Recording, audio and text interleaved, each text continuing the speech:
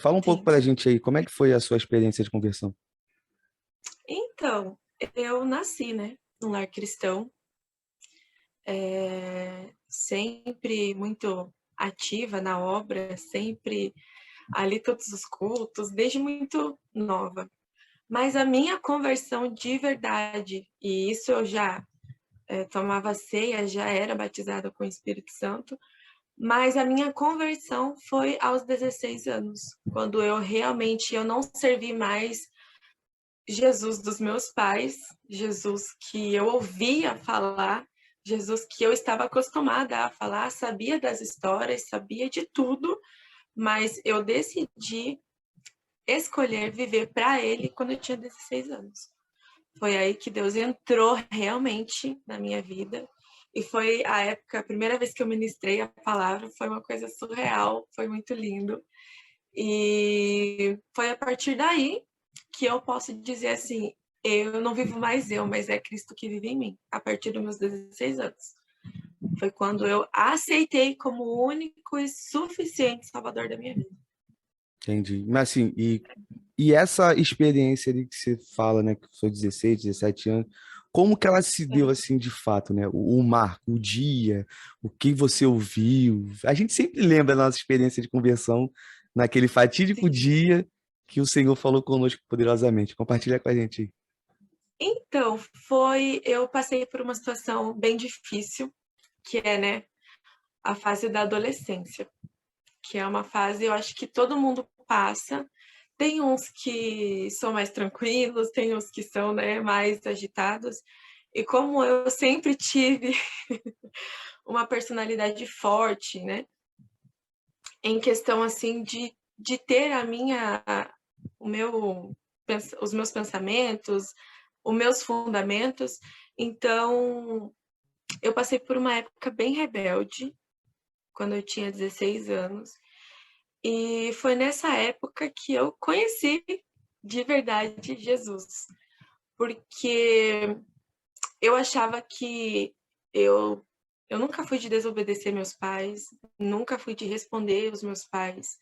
Sempre respeitei muito isso até hoje, mas nessa época de 15, 16 anos, eu sofri aquela turbulência em achar, né, que ai, eu sou dona do meu nariz, aquela ilusão que não existe, né? Que não existe. Se você pensar isso, meu filho já era. Porque é Jesus que manda e pronto, acabou. Então, eu passei por essa época meio rebelde, né? Mas dentro da igreja, normal, nunca me desviei, mas já tive desviada dentro da igreja. Mas. E foi nessa época que eu achei, e eu pensava assim, mas Senhor, e eu orava, eu falava assim, eu passei por tantas coisas, eu passei por tantos momentos, eu entristeci o coração dos meus pais, eu fiz isso, eu fiz aquilo, eu respondi, eu isso, eu aquilo, e daí e eu carregava isso comigo, e nós mudamos de congregação, e eu fui congregar com o meu tio, que era pastor na igreja, e ele chegou e ele falou assim, Cauana, eu sei do que você tem passado, sei meio por cima, mas eu sei do que você tem passado. Eu sei das suas rebeldias dentro de casa.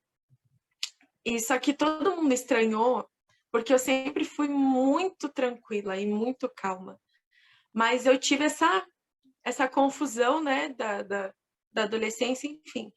E ele falou, eu sei do que você tem passado, eu sei, mas eu estou te dando uma chance para você trabalhar para o Senhor aqui na igreja.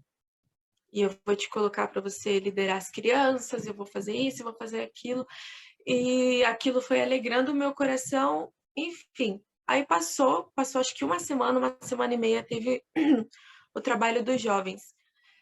E um amigo nosso ia pregar, não deu para ele chegar na hora.